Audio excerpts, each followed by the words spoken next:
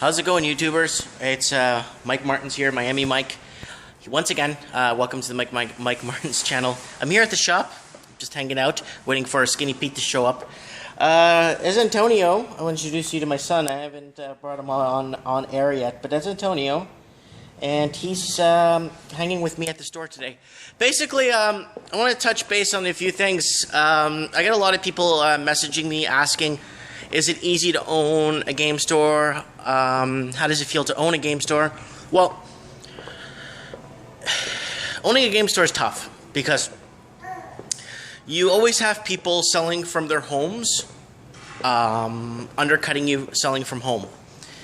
And that's a small problem. Then you get people selling out of warehouses that are not zoned for retail, and you have to compete with those prices. And then you have places like Amazon and eBay that pretty much undercut everybody else. How does it? Well, I'm happy that I've been in business for 7 years. The one-stop shop's been here for 7 years now. It does well. We're really strong with the community. We have a good following here. A lot of support, which I'm very grateful for.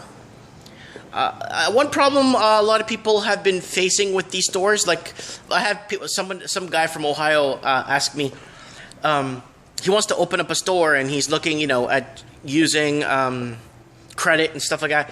My recommendation is to stay away from banks and credits. I would recommend to maybe save a little scratch on the side. And if that's possible, then you could start something up and maybe start adding things to your store that you wouldn't sell at a game store, like used video games, because we do board games here, right? So, like for example, I started with used video games, and I still carry them.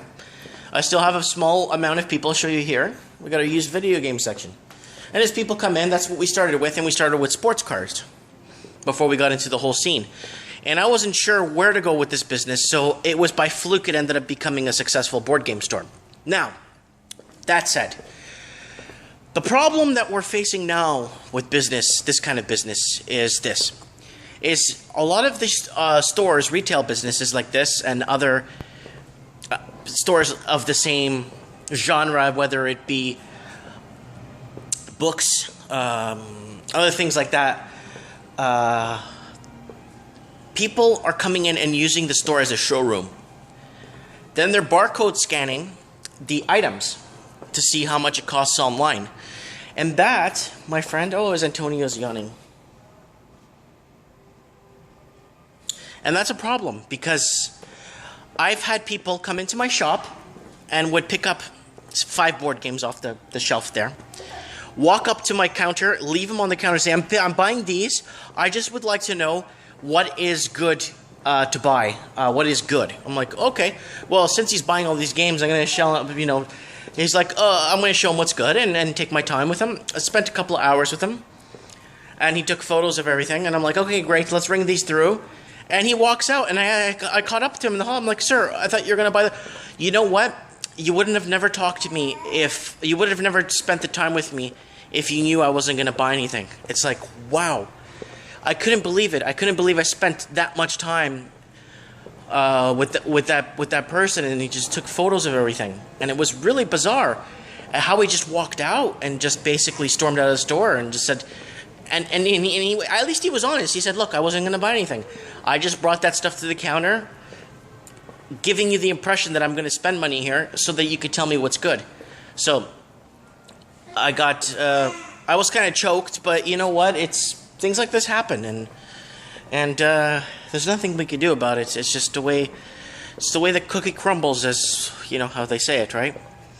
Anyway, so I just thought I'd let you know, owning a store, yeah, it's great, it's fun.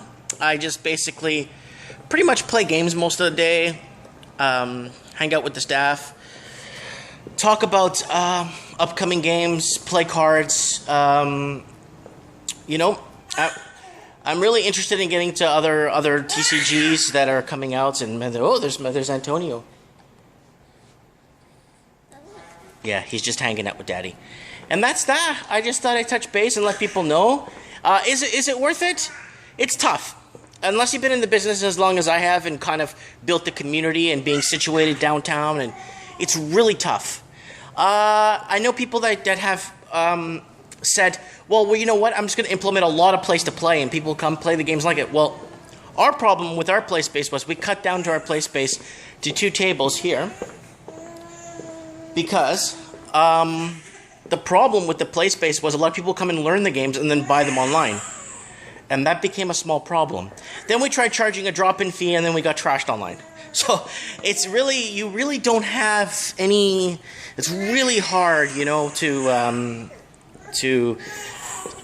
make ends meet nowadays, unless you're situated, unless you're set up and ready to go, you know. But anyways, I just thought I'd touch base and answer a few of those questions, and I'm going to here attend to my son.